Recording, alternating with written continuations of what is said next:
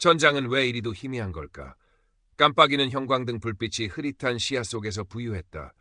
익숙한 사무실의 천장이 아니었다. 코를 찌르는 소독약 냄새, 규칙적으로 울리는 기계음, 그리고 온몸을 짓누르는 듯한 무력감. 강민주는 자신이 어디에 있는지, 왜 여기에 있는지조차 가늠할 수 없었다. 마지막 기억은 끝없이 이어지던 코드의 행렬과 모니터 불빛, 그리고 가슴을 쥐어짜는 듯한 격렬한 통증이었다. 정신이 드십니까, 강민준 씨? 낯선 목소리에 힘겹게 고개를 돌리자 흰 가운을 입은 의사가 보였다. 그의 입에서 나온 말들은 마치 다른 세상 이야기처럼 낯설었다. 급성 심근경색, 과로와 스트레스, 그리고 기적적인 생존. 민주는 마치 망치로 머리를 맞은 듯 멍했다. 29, 창창한 나이라고 자부했던 그에게 닥친 현실은 너무나 가혹했다. 성공이라는 두 글자만 바라보고 숨 가쁘게 달려온 시간들이 주마등처럼 스쳐 지나갔다. 서울 강남 IT 기업 넥스트젠 테크놀로지의 AI 개발팀 팀장 강민준. 그는 야심차게 준비 중인 차세대 AI 비서 루나 프로젝트의 핵심 개발자였다. 지방 소도시에서 평범한 가정의 장남으로 태어나 부모님의 기대를 한 몸에 받으며 자란 그는 명문대 컴퓨터공학과를 졸업하고 치열한 경쟁을 뚫고 이 자리에 올랐다. 그의 삶은 언제나 목표지향적이었고 성공은 그의 유일한 신앙이었다. 안경 너머의 눈빛은 늘 예리했고 단정한 스타일을 고수했지만 만성적인 스트레스와 수면 부족으로 눈밑은 늘 어두웠다. 손가락 마디는 키보드를 오래 사용한 탓에 살짝 굵어져 있었고 손목에는 희미한 보호대 자국이 남아 있었다. 프로젝트 마감일은 코앞으로 다가왔지만 예기치 않은 버그와 상세 압박, 팀원 간의 불협화음으로 인해 민주는 일주일째 밤샘 작업 중이었다. 책상 위에는 에너지 드링크 캔이 산처럼 쌓여 있었고 그의 턱에는 거뭇한 수염이 자라 있었다. 회의 시간. 동료이자 입사 동기인 박선영이 민준의 건강을 걱정하며 민준 씨 이러다 정말 큰일 나. 얼굴이 반쪽이야 라고 말했지만 민준은 괜찮아. 이 프로젝트만 끝나면 좀 쉬려고 라며 애써 웃어넘겼다. 그의 머릿속은 오직 루나의 성공적인 출시와 그로 인해 얻게 될 인정과 보상뿐이었다. 그는 성공을 위해서라면 건강도 개인적인 삶도 얼마든지 희생할 수 있다고 믿었다. 이것이 치열한 경쟁사회에서 살아남는 유일한 방법이라고 스스로를 세뇌했다. 결정적인 프레젠테이션을 하루 앞둔 밤, 마지막 테스트를 위해 홀로 사무실에 남아 코드를 점검하던 민주는 갑자기 가슴을 쥐어짜는 듯한 극심한 통증을 느꼈다. 숨이 가빠지고 시야가 흐려지면서 그는 의자에서 바닥으로 쓰러졌다. 이러면 안 되는데, 루나. 아직 희미해져가는 의식 속에서 그는 프로젝트에 대한 미련과 함께 강렬한 빛을 감지했다. 그리고 지금 그는 병원 침대에 누워 있었다. 자신의 몸이 가벼워지며 사무실 바닥에 쓰러져 있는 자신을 내려다보던 기이한 경험. 곧이어 주변의 모든 것이 사라지고 끝없이 펼쳐진 빛의 공간으로 빨려 들어가던 순간. 그곳에서 그는 따뜻하고 평화로운 에너지에 감싸이며 자신의 짧았던 29년의 삶을 생생하게 다시 체험했다. 부모님의 기대에 부응하기 위해 앞만 보고 달려왔던 학창시절, 치열했던 취업 준비 과정, 그리고 성공이라는 목표 아래 자신을 혹사했던 직장생활.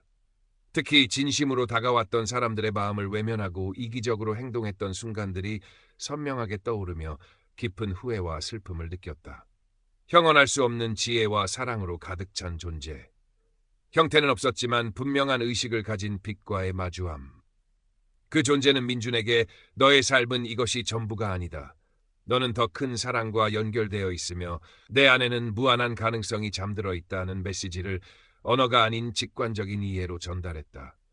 민준은 우주의 광대함과 모든 생명의 연결성, 그리고 진정한 삶의 의미에 대한 깨달음의 단초를 얻었다.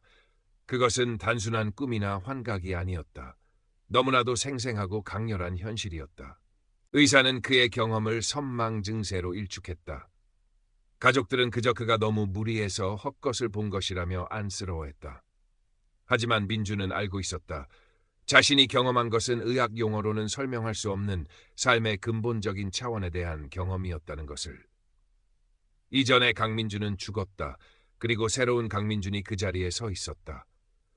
무엇을 해야 할지, 어떻게 살아야 할지 아무것도 알 수 없었지만 한 가지는 분명했다. 예전처럼 살 수는 없다는 것. 퇴원 후 민주는 회사에 장기 병가를 냈다. 집에서 보내는 시간은 낯설고 혼란스러웠다. 밤마다 임사 체험의 기억이 되살아나 잠을 이루지 못했고 낮에는 모든 것이 무의미하게 느껴져 깊은 우울감에 빠졌다. 음식 맛도 사람들의 목소리도 도시의 소음도 예전과는 다르게 느껴졌다. 마치 세상과 자신 사이에 투명한 막이 생긴 것 같았다. 그는 인터넷을 뒤지기 시작했다. 임사 체험, 유체 이탈, 영적 경험. 수많은 정보들이 쏟아졌지만 그의 경험을 명쾌하게 설명해 주는 것은 없었다. 그러던 중 우연히 임사체험 연구 모임이라는 작은 온라인 커뮤니티를 발견했다. 그곳에서 그는 자신과 비슷한 경험을 한 사람들의 이야기를 읽으며 작은 위안을 얻었다. 그리고 그 커뮤니티 게시판 한 구석에서 지리산 청암정사 혜진 스님이라는 짧은 글귀를 발견했다. 이유는 알 수 없었지만 그 이름이 그의 마음을 강하게 끌어당겼다. 며칠을 망설이던 민주는 결국 무작정 배낭 하나를 짊어지고 남원으로 향했다. 지리산 자락에 위치한 청암정사는 깊은 산속에 고즈넉이 자리 잡고 있었다. 속세의 번잡함이라고는 찾아볼 수 없는 평화로운 풍경. 민주는 그곳에서 혜진 스님을 만났다. 희끗희끗한 짧은 머리에 온화하지만 형형한 눈빛을 지닌 60대 후반의 비구니 스님. 소박한 승복 차림이었지만 정갈했고 주름진 얼굴에는 오랜 수행에서 비롯된 깊은 지혜와 연민이 어려 있었다. 민주는 혜진 스님에게 자신의 모든 경험을 털어놓았다. 사무실에서의 마지막 순간부터 빛의 공간에서의 경험, 그리고 깨어난 후의 혼란까지. 스님은 그의 이야기를 처음부터 끝까지 묵묵히 그리고 진지하게 들어주었다. 민준의 이야기가 끝났을 때 스님은 부드러운 미소와 함께 말했다. 그것은 단순한 꿈이나 환상이 아니었을 겁니다. 민준 씨는 삶의 매우 중요한 진실을 엿본 것이지요. 두려워 마세요. 그 경험은 민준 씨에게 주어진 소중한 선물일지도 모릅니다. 스님의 말은 민준에게 큰 위안을 주었다. 처음으로 자신의 경험을 이해받았다는 느낌. 민준은 스님의 권유로 며칠간 암자에 머물기로 했다. 새벽 예불, 스님들과 함께하는 공양, 그리고 운력이라 불리는 소박한 노동. 자연 속에서의 명상은 그의 복잡했던 마음을 조금씩 가라앉혀 주었다. 혜진 스님은 그에게 직접적인 해답을 주기보다는 질문을 통해 스스로 깨달음을 얻도록 유도했다. 마음을 비우면 비로소 채워지는 것이 있습니다. 모든 생명은 부처의 씨앗을 품고 있지요. 민준 씨 안에도 마찬가지입니다. 스님의 가르침은 마치 마른 땅에 스며드는 단비처럼 민준의 영혼을 적셨다. 암자 생활과 명상을 통해 민준은 점차 내면의 평화를 찾아갔다. 그러던 중 그는 자신에게 미묘한 변화가 생겼음을 감지했다. 다른 사람의 감정을 이전보다 훨씬 예민하게 느끼는 것이었다. 암자를 찾는 신도들의 슬픔이나 기쁨이 마치 자신의 것처럼 느껴졌고 때로는 그들의 생각이나 의도가 희미하게 읽히기도 했다. 처음에는 이러한 변화가 낯설고 두려웠다. 자신이 이상해지는 것은 아닌가 하는 걱정도 들었다. 하지만 혜진 스님은 그것은 민준 씨의 마음이 열리고 있다는 증거입니다. 다른 이의 아픔에 공감할 수 있다는 것은 귀한 능력이지요. 두려워 말고 그 흐름에 몸을 맡겨보세요. 라고 격려했다. 민준은 스님의 말에 따라 자신의 내면에서 일어나는 변화를 조용히 관찰하기 시작했다. 그러자 신기하게도 두려움은 점차 사라지고 대신 세상을 바라보는 새로운 시각이 생겨났다. 모든 것이 이전과는 다르게 보였다. 숲의 나무 한 그루, 풀 한 포기, 심지어 작은 벌레 한 마리에게서도 경이로운 생명력과 연결성을 느낄 수 있었다.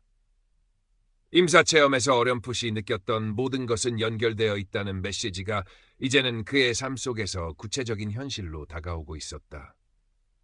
어느덧 청암정사에서 한 달이라는 시간이 흘렀다. 민준의 얼굴에선 예전의 불안과 초조함이 많이 사라지고 대신 차분함과 온화함이 자리 잡기 시작했다. 그는 서울로 돌아가야 할 시간이 다가오고 있음을 느꼈다. 하지만 예전의 삶으로 돌아갈 수는 없었다. 그는 무엇을 해야 할까? 이 경험과 변화를 어떻게 자신의 삶 속에 통합시켜야 할까? 고민은 깊어갔다. 서울로 돌아온 민준은 가장 먼저 회사에 사직서를 제출할 생각이었다. 하지만 막상 익숙한 테헤란로 거리를 걷고 높다란 빌딩들을 보자 마음이 복잡해졌다. 루나 프로젝트는 어떻게 되었을까? 동료들은 잘 지내고 있을까? 그가 떠난 후 팀은 많은 어려움을 겪었을 것이다. 문득 죄책감이 밀려왔다. 그때 박선영에게서 전화가 걸려왔다. 민준 씨, 몸은 좀 어때? 다들 걱정하고 있어. 언제 한번 얼굴이라도 봤으면 좋겠는데. 선영의 목소리는 걱정스러웠지만 어딘가 다급함이 묻어 있었다. 민준은 선영과 만나기로 약속을 잡았다. 카페에서 만난 선영은 민준을 보자마자 눈물을 글썽였다. 정말 괜찮은 거야? 얼마나 걱정했는지 몰라. 민준은 멋쩍게 웃으며 괜찮다고 답했다. 선영은 한숨을 내쉬며 회사 이야기를 시작했다. 민준이 빠진 후 루나 프로젝트는 좌초될 위기에 처했고 팀원들은 엄청난 스트레스에 시달리고 있다고 했다. 특히 민준과 함께 프로젝트의 핵심적인 역할을 했던 후배 개발자 김수연에 대한 이야기가 나왔을 때 선영의 표정이 어두워졌다. 수연 씨, 요즘 많이 힘들어 보여. 민준 씨 쓰러진 이후로 죄책감도 느끼는 것 같고 얼마 전에는 회사 옥상에서 혼자 울고 있는 걸 내가 발견했어. 정말 위험해 보였어. 선영의 말을 듣는 순간 민준의 가슴이 철렁 내려앉았다. 수연의 모습에서 과거 자신의 위태로웠던 모습이 겹쳐 보였다. 극심한 스트레스, 성공에 대한 압박감, 그리고 모든 것을 놓아버리고 싶었던 절망감. 민준은 자신이 무언가를 해야 한다는 강한 책임감과 절박함을 느꼈다. 이것은 우연이 아니었다. 자신이 이 이야기를 듣게 된 것에는 분명한 이유가 있을 것이었다. 혜진 스님의 말씀처럼 자신의 열린 마음이 공감 능력이 필요한 순간이 온 것인지도 몰랐다. 민준은 선영에게 수연을 만나고 싶다고 말했다. 선영은 놀란 표정을 지었지만 이내 고개를 끄덕였다. 다음 날 민준은 선영과 함께 수연이 입원해 있는 병원을 찾았다. 며칠 사이에 수척해진 수연은 창백한 얼굴로 침대에 누워 있었다. 깊은 절망감과 무력감이 그의 온몸을 감싸고 있는 듯했다. 민준은 조심스럽게 수연에게 다가가 말을 건넸다. 처음에는 경계하던 수연도 민준의 진심 어린 표정과 차분한 목소리에 조금씩 마음을 열기 시작했다. 민준은 자신의 이야기를 담담하게 털어놓았다. 자신이 겪었던 극심한 스트레스와 압박감, 그리고 죽음의 문턱에서 경험했던 임사체험과 그로 인해 얻게 된 깨달음까지. 그의 이야기는 의사의 진단서나 심리학 서적에선 찾아볼 수 없는 한 인간의 영혼이 겪어낸 생생한 체험담이었다. 수연 씨, 저도 예전에는 성공만이 전부라고 생각했어요. 남들보다 뒤처지면 안 된다는 강박감에 스스로를 몰아세웠죠. 하지만 죽음의 문턱에서 보니 정말 중요한 건 다른 거였어요. 우리가 얼마나 많은 것을 가졌느냐가 아니라 우리가 얼마나 자기 자신을 사랑하고 또 다른 사람들과 진심으로 연결되어 있느냐 하는 거요. 민준의 말은 꾸밈 없었지만 깊은 울림을 담고 있었다. 그의 눈빛은 따뜻했고 그에게서는 설명할 수 없는 평온한 에너지가 흘러나왔다. 수연은 민준의 이야기를 듣는 동안 자신도 모르게 눈물을 흘리고 있었다. 그 눈물은 절망의 눈물이 아니었다. 깊은 공감과 위로 속에서 피어나는 정화의 눈물이었다. 민준은 수연의 손을 가만히 잡았다. 수연 씨, 우리 삶은 여기서 끝이 아니에요. 실패해도 괜찮고 넘어져도 괜찮아요. 가장 중요한 건 우리 자신이 얼마나 소중한 존재인지 깨닫는 거예요. 저도 그걸 죽음의 문턱에서야 알았어요. 수연 씨도 분명히 다시 일어설 수 있어요. 제가 도울게요. 그 순간 민준은 자신의 말과 존재가 수연에게 깊은 위로와 희망을 주고 있음을 직감했다. 더 이상 자신의 경험이나 능력을 의심하거나 두려워하지 않았다. 타인을 돕는 행위를 통해 그는 자신의 존재 이유와 나아갈 길을 명확히 깨달았다. 가슴 깊은 곳에서부터 뜨거운 무엇인가가 차오르는 것을 느꼈다. 그것은 사랑이었고 연민이었으며 살아있다는 것에 대한 깊은 감사함이었다. 수연은 한참을 울고 나서야 겨우 입을 열었다. 고마워요. 정말 고마워요, 팀장님. 아니, 민준 씨. 그의 목소리는 아직 떨리고 있었지만 눈빛에는 작은 희망의 빛이 감돌고 있었다. 그날 이후 민준은 정기적으로 수연을 찾아가 이야기를 나누고 함께 시간을 보냈다. 그는 혜진 스님에게서 배운 명상법을 수연에게 알려주기도 하고 함께 지리산 청암정사를 찾아가 자연 속에서 마음을 치유하는 시간을 갖기도 했다. 수연은 민준의 도움으로 점차 건강을 회복했고 삶에 대한 새로운 의지를 다지게 되었다. 민준은 넥스트젠 테크놀로지에 최종적으로 사직서를 제출했다. 그가 꿈꾸던 성공은 더 이상 화려한 IT 프로젝트의 완수가 아니었다. 그는 자신이 경험한 깊은 깨달음과 타인에 대한 공감 능력을 바탕으로 사람들의 마음을 치유하고 그들의 성장을 돕는 일에 자신의 삶을 바치기로 결심했다. 몇 년 후 강민주는 심리상담과 명상 프로그램을 결합한 작은 연구소 마음빛 연구소를 서울 북촌 한옥마을 한쪽에 열었다. 그의 연구소는 번아웃과 스트레스에 시달리는 현대인들에게 진정한 휴식과 자기 성찰의 기회를 제공하는 안식처가 되었다. 그는 내담자들의 이야기에 귀 기울이고 그들이 각자의 내면에서 삶의 의미와 행복을 찾도록 도왔다. 그의 치유 방식은 독특했다. 그는 단순히 심리학적 기법에만 의존하지 않았다. 그는 자신이 임사체험에서 느꼈던 우주적인 사랑과 연결성, 그리고 모든 존재 안에 내재된 신성한 가능성을 내담자들이 스스로 깨닫도록 이끌었다. 연구소 한쪽 벽에는 민준이 직접 찍은 지리산의 사계절 풍경 사진들이 걸려 있었다. 그 사진들은 그가 청암정사에서 보냈던 성찰의 시간들과 혜진 스님의 가르침을 떠올리게 하는 소중한 매개체였다. 그의 얼굴에는 과거의 불안과 초조함 대신 깊은 평온함과 지혜가 어려 있었고 안경 너머의 눈빛은 따뜻한 연민으로 가득 차 있었다. 그는 여전히 정기적으로 청암정사를 찾아 혜진 스님의 가르침을 받으며 수행을 이어갔다. 스님은 민준을 볼 때마다 흐뭇한 미소를 지으며 말했다. 민준 씨는 이제 길을 찾은 것 같군요. 하지만 기억하세요. 깨달음의 길에는 끝이 없답니다. 늘 겸손한 마음으로 정진해야 합니다. 민준의 여정은 아직 끝나지 않았다. 하지만 그는 자신이 올바른 길을 가고 있다는 확신과 함께 매 순간 충만한 삶을 살아가고 있었다. 그의 존재 자체가 많은 사람들에게 빛과 희망을 전해주고 있었다. 마치 어두운 밤하늘을 밝히는 잔잔한 달빛처럼 그의 삶은 세상의 아픈 구석구석을 부드럽게 어루만지고 있었다. 강남 테헤란로의 빌딩 숲에서 길을 잃었던 한 젊은 IT 개발자는 이제 지리산의 정기를 품고 사람들의 마음을 연결하는 영혼의 치유자가 되어 있었다. 그의 이야기는 아직 쓰여지고 있는 중이었다.